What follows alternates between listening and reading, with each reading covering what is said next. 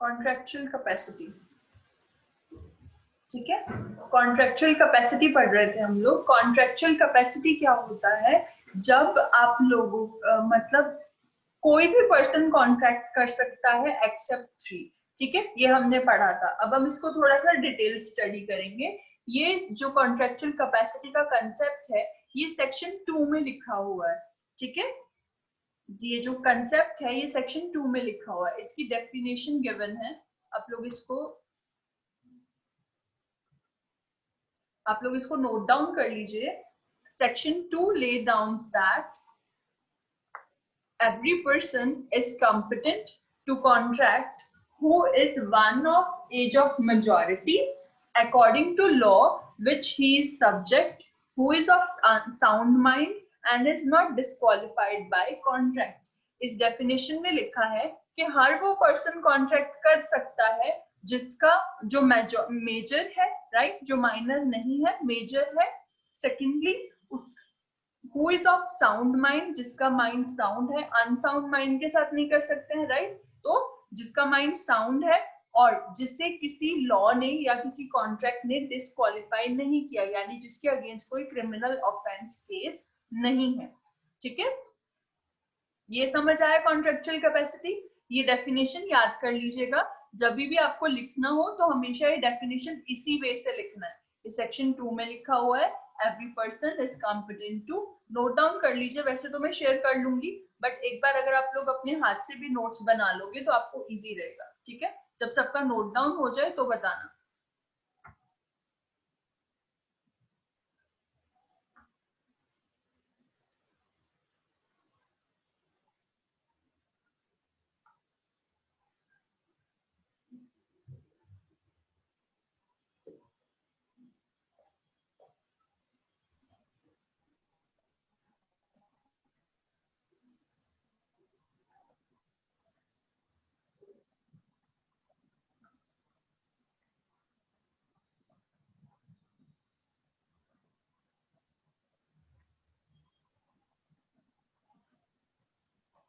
Done? सबने note down कर लिया?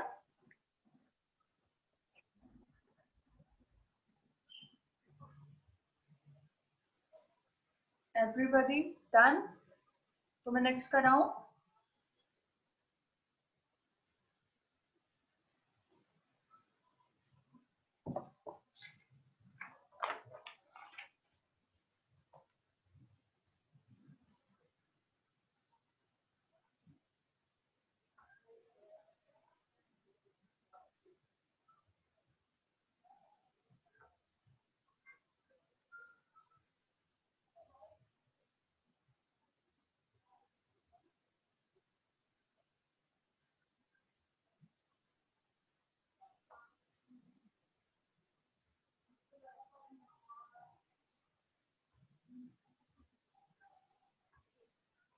ओके, तो नेक्स्ट करते हैं, ठीक है।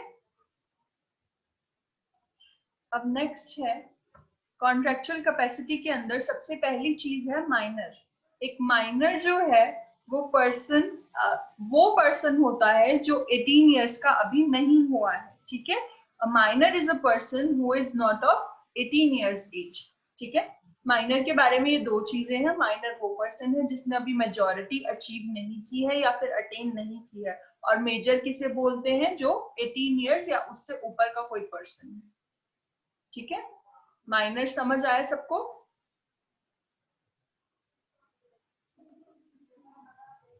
ठीक है। कॉन्ट्रेक्चुअल कैपेसिटी में हम किसी को भी एंटर कर सकते हैं एक्सेप्ट 3, जिसमें से एक माइनर है।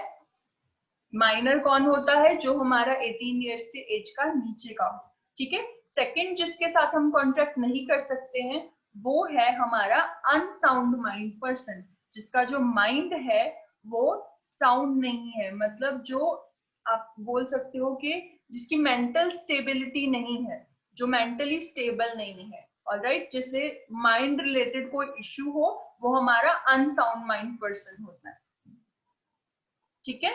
थर्ड पर्सन जो हमने पढ़ा था, फर्स्ट माइनर हो गया, सेकंड हमारा हुआ अनसाउंड माइंड पर्सन, थर्ड कौन था? Who is disqualified by law otherwise जिसके खिलाफ कोई क्रिमिनल लॉ हो, ठीक है, क्रिमिनल केस चल रहा हो, a person with a criminal background, third person था a person with criminal background. Except these three, हम किसी के भी साथ कॉन्ट्रैक्ट कर सकते हैं। पहला, वो माइनर नहीं होना चाहिए, दूसरा वो साउंड माइंड का होना चाहिए, थर्ड थिंग उसके खिलाफ कोई क्रिमिनल ऑफेंस या फिर क्रिमिनल केस नहीं होना चाहिए। ये तीनों समझ आए? Ringu, is it clear to you? क्योंकि न्योम और हिकम ने पहले भी पढ़ा है, आपने आज ही पढ़ना स्टार्ट किया है, आपको क्लियर है ये? मैम मेरा नेट अभी तो कट गया था, अभी माइनर से हम देखा है। अच्छा, माइनर तक समझ आया? मैंने सिर्फ माइनर देखा मैम। ठीक है, बाकी का मैं बोल देती हूँ, वो मैंने आगे की स्क्रीन नहीं चलाई, वो सिर्फ मैंने बोला है। मैं आपको सेकंड पॉइंट बोल रही हूँ, आप नोट डाउन कर लो। सेकंड है okay unsound ma'am. Mind person. Unsound mind person,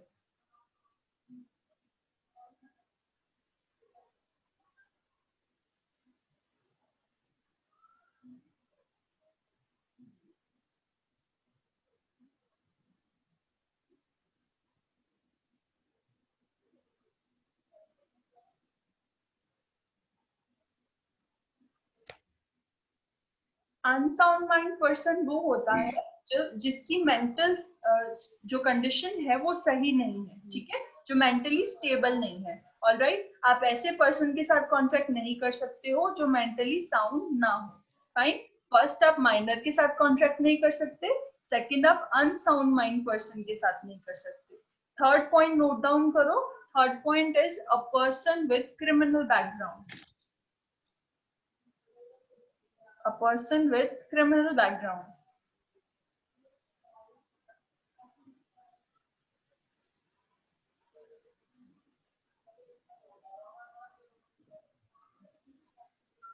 ठीक है, थर्ड वो पर्सन जिसके खिलाफ कोई क्रिमिनल केस चल रहा हो या फिर वो लॉ का कोई भी केस चल रहा हो, नॉट ओनली क्रिमिनल बट कोई भी केस अगर उसका चल रहा होगा तो उसके साथ आप कॉन्ट्रैक्ट नहीं कर सकते हो।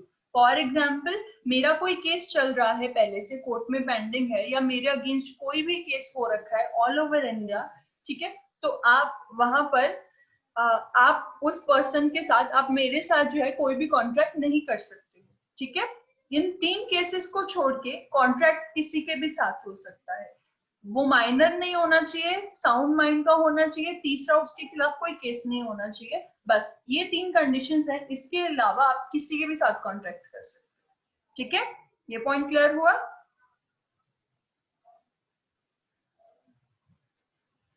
नेक्स्ट है फ्री कंसेंट। हमने पढ़ा था फ्री कंसेंट क्या होता है। फ्री कंसेंट, जब आप किसी कॉन्ट्रैक्ट में एंटर करते हो तो अपनी विलिंगनेस से उसमें एंटर करना होगा, ठीक है। अगर आप किसी प्रेशर में या बिना अपनी मर्जी के उस कॉन्ट्रैक्ट में एंटर करते हो तो वो एक वैलिड कॉन्ट्रैक्ट नहीं माना जाएगा। अब हम इसे डिटेल में पढ़ेंगे।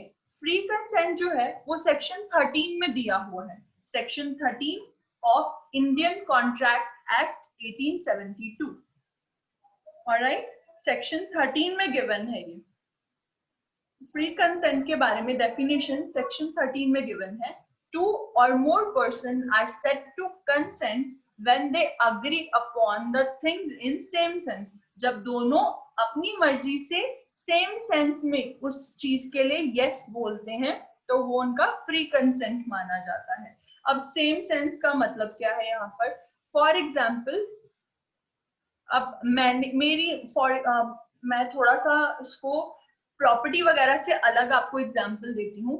फॉर एग्जांपल, अगर एक फैमिली में दो बेटियां हैं, ठीक है, राइट, एक फैमिली में दो बेटियां हैं, एक बड़ी एक छोटी है। अब एक जॉब या फिर ऑफर लेटर ऑफर लेटर नहीं बोलेंगे, फॉर एग्जाम्पल आपका कोई भी, क्या बोले, मतलब कोई ऑफर आता है दोनों के लिए, ठीक है, दोनों में से किसी एक के लिए ऑफर आता है तो फैमिली जो समझती है, फैमिली को लगता है कि जो ऑफर आया है वो बड़ी बेटी के लिए आया है, बट जो ऑफर आया था वो छोटी के लिए आया था, ठीक है। तो क्या हुआ, इसमें हमारी सेंस सेम नहीं है। जिसने ऑफर किया उसने छोटी बेटी के लिए किया था, बट फैमिली ने बड़ी बेटी के लिए ऑफर समझा, तो माइंड हमारा सेम सेंस में काम नहीं कर रहा, एक पर्सन कुछ सोच रहा है, दूसरा पर्सन कुछ सोच रहा है, तो वो फ्री कंसेंट नहीं होगा। ये पॉइंट थोड़ा समझ आया? एग्जाम्पल के थ्रू सेम सेंस का पॉइंट समझा रही हूँ। वैसे तो प्री कंसेंट आपको समझ आ गया कि प्री कंसेंट दोनों अपनी विलिंगनेस से एंटर करेंगे किसी कॉन्ट्रैक्ट में तो वैलिड है, अदरवाइज वो वैलिड नहीं है। सेम सेंस का मतलब है कि आपके माइंड में सेम थिंग, अगर पॉइंट ऑफ व्यू जो है आपका, दोनों पार्टीज का पॉइंट ऑफ व्यू सेम होना चाहिए किसी एक चीज को लेकर, ठीक है? कंफ्यूजन नहीं होना चाहिए फ्री कंसेंट के अंदर। कोई भी कंफ्यूजन अगर कॉन्ट्रैक्ट में होगी तो वो सही नहीं माना जाएगा। फॉर एग्जाम्पल मेरे पास दो पेन है, ठीक है? ये सेम सेंस वाला समझाने की कोशिश करती हूँ। दो पेन पड़े हैं मेरे पास, अब हिक्कम मेरे पास आके कहती है कि मुझे आपका ये पेन बहुत पसंद है। अब उसने स्पेसिफिकली नहीं बोला पेन नंबर 1 या पेन नंबर 2, उसने कहा मुझे आपका पेन बहुत पसंद है, ठीक है? मैं क्या समझ रही हूँ, उसे मेरा ब्लू पेन पसंद आया, बट हिक्कम जो बात कर रही थी वो रेड पेन की कर रही थी, तो हमारा सेंस सेम नहीं है, राइट? हम सेम फ्रीक्वेंसी पे नहीं है, मैं कुछ सोच रही हूँ, हिक्कम कुछ सोच रही है, बट दोनों पॉजिटिव नोट पे है ना? तो वो सेम सेंस होती है। अगर मैं भी रेड पेन की बात कर रही हूँ और हिक्कम भी रेड पेन की बात कर रही है तो वो सेम सेंस है। अगर मैं किसी और पेन की बात कर रही हूँ, हिक्कम किसी और पेन की बात कर रही है, तो वो सेम सेंस नहीं है, ठीक है? फ्री कंसेंट कब होगा? जब दोनों पार्टीज एक ही चीज के ऊपर अपनी विलिंगनेस से अग्री करेंगे सेम सेंस में। क्लियर हुआ या डाउट अभी भी? क्लियर हो गया मैम। ठीक है, नेक्स्ट है कंसेप्ट कोर्शन। कोर्शन क्या होती है? Coercion, COERCION।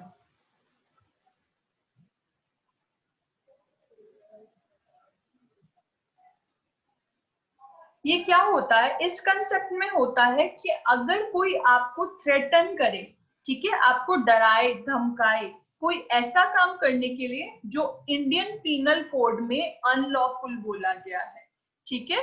कोई ऐसा काम करने के लिए आपको धमकी दे जो कि इंडियन पीनल कोड में मना किया गया है, ठीक है? आपसे जबरदस्ती कोई काम कराने की कोशिश करे तो वो कोर्शन होगा।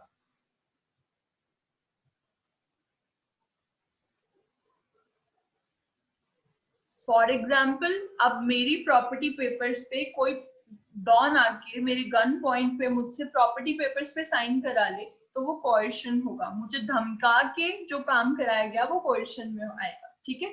और किसी को धमका के काम करवाना ये इंडियन पीनल कोड के अंदर मनाही है, अनलॉफुल है, ठीक है?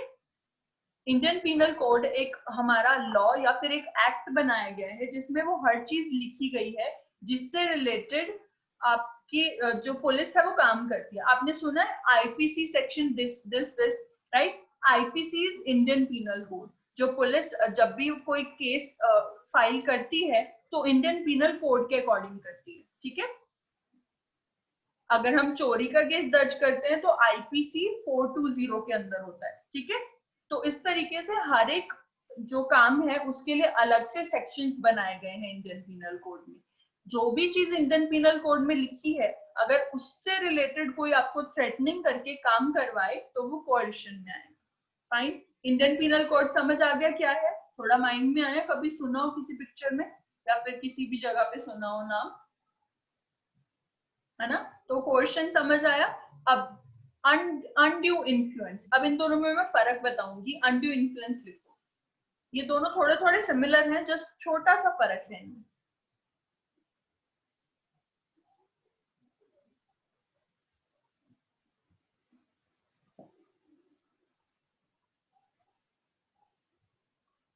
अनड्यू इन्फ्लुएंस क्या होता है? Undue influence refers to unconscious use of power. जब आप कॉन्शियसली अपनी पावर यूज नहीं कर रहे हो बट आप अपनी पावर यूज कर रहे हो दूसरे पर्सन के अगेंस्ट जो आपका रिलेशनशिप आपको प्रोवाइड करता है, ठीक है? अब मैं इन दोनों में फर्क बताऊंगी, एक बार नोट डाउन कर लो फिर मैं दोनों में फर्क बताती हूँ। कोर्शन और अनड्यू इन्फ्लुएंस में डिफरेंस क्या है? इसमें भी आपसे जबरदस्ती काम करवाया जा रहा है, कोर्शन में भी जबरदस्ती कराया जा रहा है, बस एक छोटा सा डिफरेंस है, माइन्यूट सा, जो हम आगे पढ़ेंगे।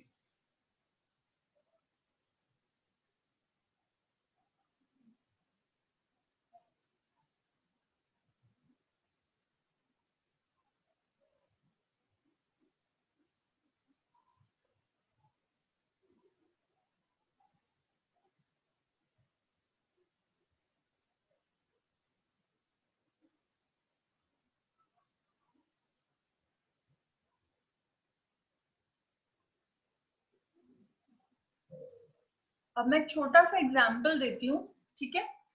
अब अगर मैं किसी कॉलेज में एडमिशन लेना चाहती हूँ और मेरे पेरेंट्स मुझे इमोशनली उस कॉलेज में एडमिशन लेने से रोकते हैं, तो वो अनड्यू इन्फ्लुएंस होगा। जहां पर मुझे जबरदस्ती रोका जा रहा है बट एक रिलेशनशिप को इन्फ्लुएंस करके मेरे और सेकंड पार्टी के बीच में एक मॉरल रिलेशनशिप होगा, तो वो अनड्यू इन्फ्लुएंस में आएगा। ठीक है, समझे? अनड्यू इन्फ्लुएंस समझ आया? कोerशन क्या है? कोerशन में दोनों पार्टीज के बीच में रिलेशनशिप नहीं होगा, ठीक है, कोई मॉरल रिलेशनशिप नहीं होगा। कोerशन के अंदर प्रोफेशनल रिलेशनशिप आएगा, ठीक है। प्रिजम्पशंस एक तरीके से एग्जांपल्स कि आपके अनड्यू इन्फ्लुएंस किस किस पार्टी के बीच में हो सकता है। पेरेंट और चाइल्ड के बीच में जो रिलेशनशिप होगा वो अनड्यू इन्फ्लुएंस के थ्रू होगा, ठीक है। अगर पेरेंट अपने चाइल्ड को इन्फ्लुएंस कर रहा है या चाइल्ड अपने पेरेंट को इन्फ्लुएंस कर रहा है, किसी चीज के लिए प्रेशराइज कर रहा है, तो वो अनड्यू इन्फ्लुएंस में आएगा, ठीक है। सेकंड है गार्डियन एंड वार्ड, ठीक है, कोई रिश्तेदार किसी का ध्यान रख रहा हो, किसी रिलेटिव के बच्चे का, तो उनमें भी हमारा अनड्यू इन्फ्लुएंस आएगा, ठीक है। ट्रस्टी एंड बेनिफिशियरी, जो ट्रस्टी और बेनिफिशियरी हैं, इनमें भी अनड्यू इन्फ्लुएंस होता है। रिलीजियस एडवाइजर एंड डिसिपल, ठीक है, जो हमारा रिलीजियस एडवाइजर, जो हमारे पंडित होते हैं या फिर हमारे जो क्रिश्चियंस में आप फादर कह लीजिए, ठीक है, ये जो होते हैं, जब ये अपने जो आगे इनके पास लोग आते हैं, इनके श्रद्धालु आप कह लीजिए, जब उन्हें इन्फ्लुएंस करते हैं किसी काम के लिए, तो वो अनड्यू इन्फ्लुएंस में आएगा, वो कोerशन में नहीं आता, ठीक है।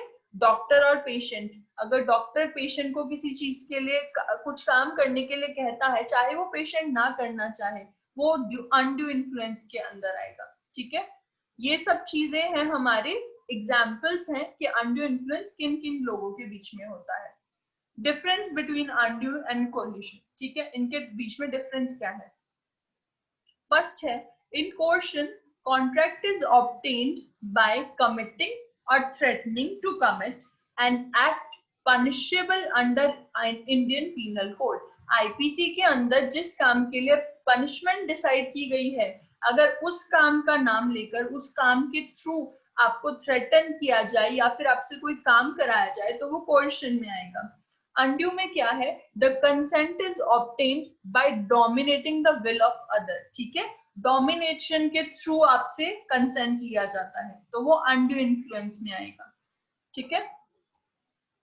कोerशन जो है वो फिजिकल फोर्स इन्वॉल्व करता है।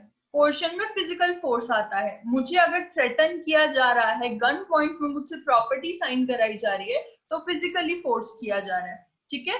Undue influence involve moral force, ठीक है, जब आप अनड्यू इन्फ्लुएंस में फोर्स कर रहे हो, तो वहां पे आपका मॉरल फोर्स यूज हो रहा है, आपको मॉरली इन्फ्लुएंस किया जा रहा है। आपके पेरेंट्स आपको इमोशनली ब्लैकमेल हम लोग बोलते हैं ना, राइट, तो जब वो होगा, वो आपका अनड्यू इन्फ्लुएंस में आएगा। थर्ड जो डिफरेंस है वो है, कोerशन में be proceed from a stranger and may be directed against a stranger, ठीक है, जो कोerशन है वो दो स्ट्रेंजर्स के बीच में होता है, और undue influence must proceed from one party to the contract, यानी दो ऐसे लोगों के बीच में जिनके बीच में पहले से रिलेशनशिप है, कॉन्ट्रैक्ट है किसी तरीके का, तो वो अनड्यू इन्फ्लुएंस में आएगा। डिफरेंस समझ आया?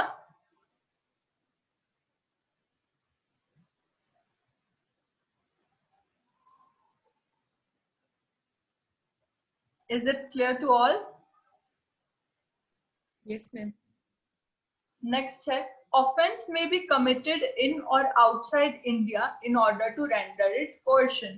जो offense है वो इंडिया में भी हो चाहे आउटसाइड हो, वो offense coercion में आएगा, ठीक है।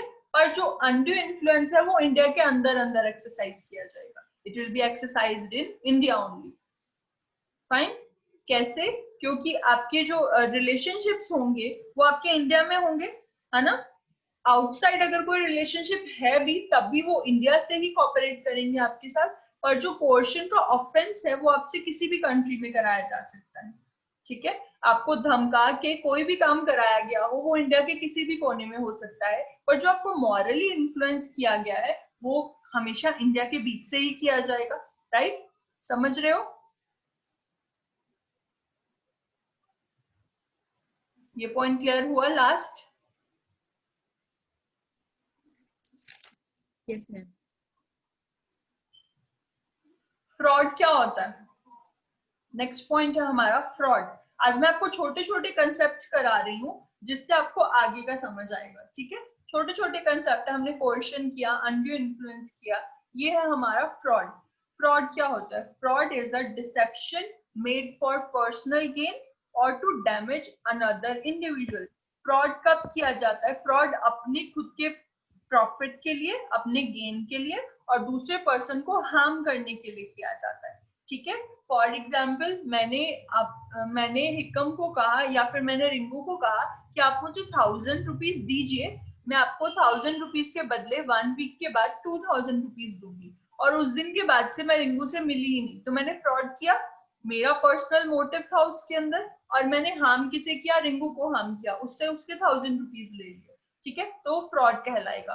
Fraud is a crime and is also a civil law violation, ठीक है? सिविल लॉ का वायलेशन जो है वो फ्रॉड कहलाता है और ये एक क्राइम है।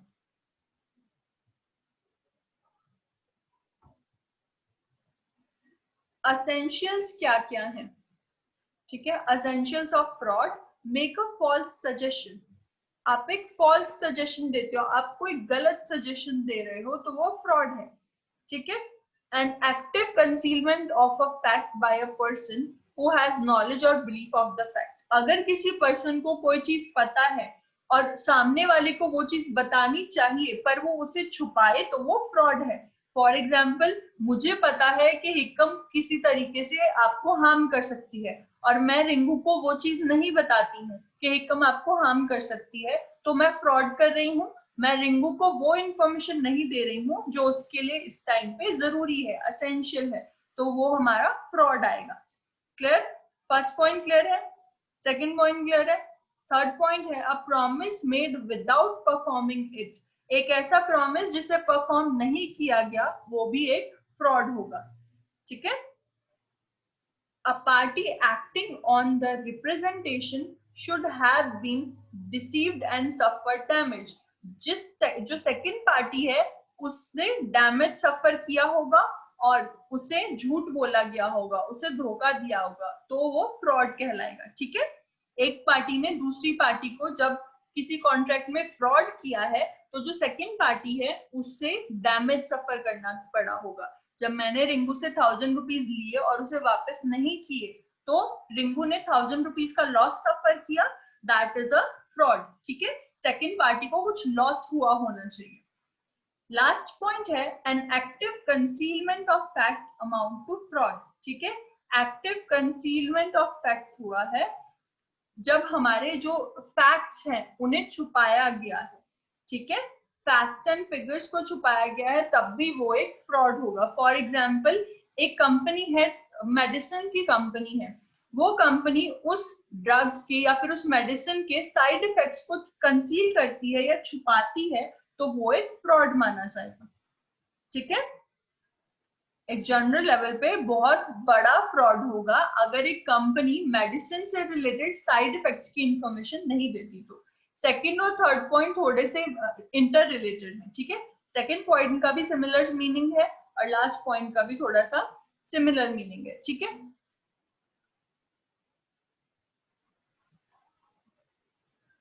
देन लास्ट एक क्वेश्चन आता है फ्रॉड से रिलेटेड: क्या जो साइलेंस है वो फ्रॉड है? साइलेंस फ्रॉड हो सकता है? बताओ, कोई बताओ, क्या अगर कोई साइलेंट रहता है, किसी चीज के ऊपर चुप है, तो क्या वो हमारा फ्रॉड होगा? यस मैम, वो फ्रॉड कैसे होगा। फ्रॉड होगा? अगर मैं चुप हूं तो मैं क्या फ्रॉड कर रही हूँ? मैं तो चुप हूं, मैं तो किसी बिकॉज यू तो वो फ्रॉड कैसे हुआ? एग्जाम्पल के थ्रू समझा दो अगर कोई एग्जाम्पल आ रहा हो। Ma'am, for example if I know something ना, तो हमको कुछ पता है कि मतलब जो मेरा फ्रेंड्स या फिर किसी और के लिए मतलब लॉस हो सकता है, तो अगर हम उसको नहीं छुपा के if I silence and hiding that thing, तो वो उसके लिए कुछ ग्रेट लॉस हो सकता है, डैमेज हो सकता है। तो अगर मे बी मतलब एक तरीके से बोला जाए तो I am also fraud because हम छुपाए, दैट्स व्हाई। बिल्कुल, तो साइलेंस जो है वो फ्रॉड होता है। Silence is fraud under two circumstances. दो सर्कमस्टांसेस में जो फ्रॉड, जो साइलेंस है वो फ्रॉड होगा। There is no general duty cast upon a party to contract to disclose the other party material facts within his knowledge but are unknown to other party. This principle is known as caveat emptor, let the buyer beware. इसमें क्या होता है कि आपका general duty बनती है कि जिसके साथ आप कॉन्ट्रैक्ट कर रहे हो, मैं आपको ये लॉ की फॉर्म में लिखा है तो आपको थोड़ा पढ़ने पे क्लियर नहीं होगा, मैं आपको जनरल मीनिंग बता रही हूँ इसका। इसके अंदर लिखा है कि अगर जो मटेरियल फैक्ट्स हैं उन्हें छुपाया जाएगा जो कि बायर को पता होने चाहिए, तो उन मटेरियल फैक्ट्स के ऊपर साइलेंट रहना फ्रॉड माना जाएगा। ठीक है, जो चीज फॉर एग्जाम्पल मैं कोई चीज सेल कर रही हूँ, मैं अगर चॉकलेट सेल कर रही हूँ और मैं उसमें नहीं बताती हूँ उसके फैक्ट्स और फिगर्स को, जो मटेरियल फैक्ट्स है मैं छुपा लेती हूँ कि उसमें एक्स्ट्रा कैलोरीज हैं। ठीक है, जिस पर्सन को कोई ऐसी बीमारी है जिसमें ज्यादा कैलोरीज लेने से, ज्यादा कैलोरीज के इनटेक करने से कोई प्रॉब्लम हो सकती है, तो उस पर्सन को मेरे साइलेंस की वजह से प्रॉब्लम होगी, राइट, वो फ्रॉड माना जाएगा। ठीक है, सेकंड है when a person is under on duty to speak, he may become guilty of fraud by non-disclosure. If he voluntarily disclose something, then stop half the way. ठीक है, कई बार क्या होता है, फर्स्ट चीज तो ये थी कि हमें फैक्ट्स और फिगर्स को बताना है। अगर हम फैक्ट्स और फिगर्स के ऊपर नहीं बोलेंगे तो वो फिर हमारा फ्रॉड माना जाएगा। सेकंड है, जब एक पर्सन को ड्यूटी पे, एक पर्सन की ड्यूटी है कि उसे सब कुछ बताना चाहिए और फिर भी वो चुप रहे, वो डिस्क्लोज नहीं करता उस चीज को, तो वो फ्रॉड माना जाएगा। सेम चीज एग्जांपल है एक फ्रेंड का कि मैं जानती हूँ कि ए पार्टी जो है वो फ्रॉड है, मैं बी जो मेरा फ्रेंड है अगर मैं उससे उसके बारे में अवेयर नहीं करती हूँ, उस कॉन्ट्रैक्ट पे साइलेंट रहती हूँ, तो वो एक फ्रॉड माना जाएगा। ठीक है, आज के लिए इतना करते हैं, फिर नेक्स्ट हम कंटिन्यू करेंगे कल से। ठीक है।